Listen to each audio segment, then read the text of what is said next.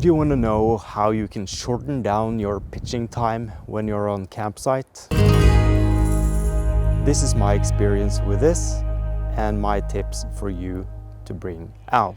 As you can see here, we have three parts of the Durston X-Mid Solid tent. We have the ground sheet, the inner tent, and the fly. So what we're going to do is that we are going to mount all these parts together and then roll it up and put it into the bag. It doesn't take up much more space than it does if you have separated the parts. So this way you can save some time when you arrive at campsite after a long day of trail. So we are starting with the fly and putting it upside down. Preferably you can do this inside your house because now it has started to blow up a little bit. So this makes it actually much more difficult. But if you know your tent, you can easily see where the parts belong together. And here we have a corner and the tent is symmetrical, so we know that if you have pitched the tent, sometimes you will know and recognize where it belongs. So there is one of four corners. We bring out the second one, which has a long strap here because of the diagonal design. And keep yourself low down to the ground when you're doing this, so you don't get caught by the wind. And as you see, since I'm not able to spread it all out, I'm fickling a little bit. But this illustrates how important it is to know your gear. Here's the fourth corner and all parts stick together. Check if it seems right and the whole thing is mounted upside down and not twisted. So then we can mount the ground sheet, and actually I have twisted this a little bit, so we have to loosen it again and do it over. Here we go, like that. And I'm not really sure if it's important what made of this ground sheet that's up and down, but we have a logo here and I like to think that the logo should be readable from above. So start with the same corner as you did with the fly in the inner tent and clip it to these bungees here. And the ground sheet should stick to the inner tent itself. It has the same geometry. Here you can see the bungee loops and the clip, easy like that. And now all three parts stick together.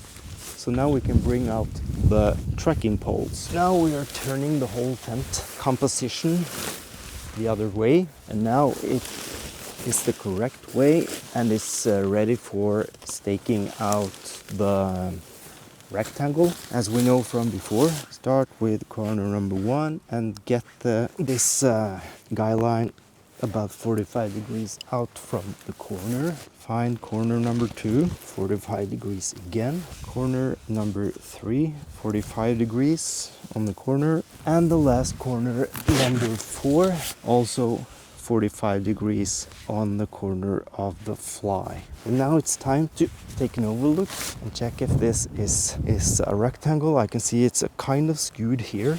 So I want to loosen it a little bit like that and start tightening every corner, which is very important.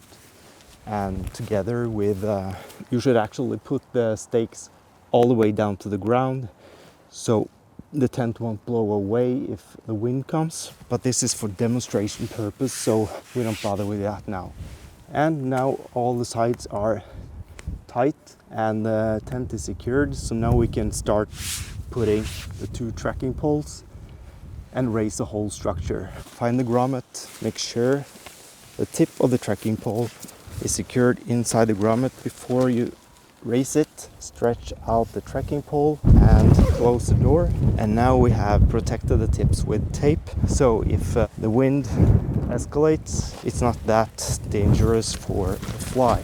Again, find the grommet, secure the tip of the pole, hold your hands on top of it till it's vertical, raise the pole. And what's happening now is that when you raise the pole and stretch out the fly, and the fly is fully secured in all 4 corners, you'll get this tension in the tent and the whole thing will stay together.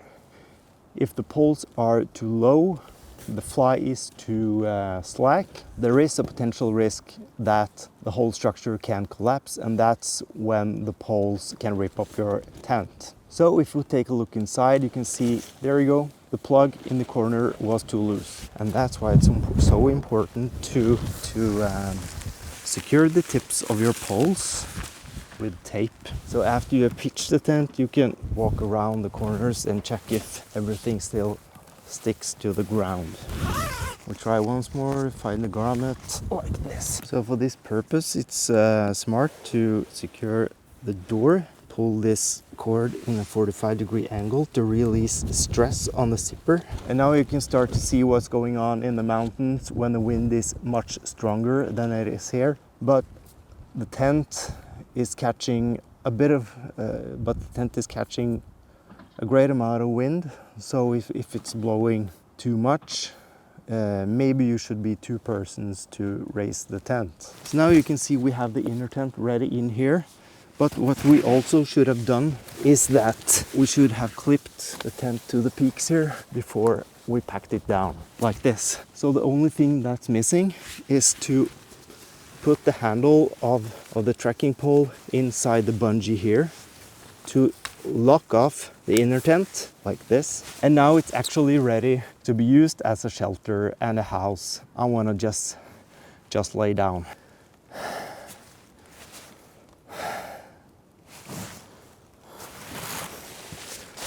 Nice.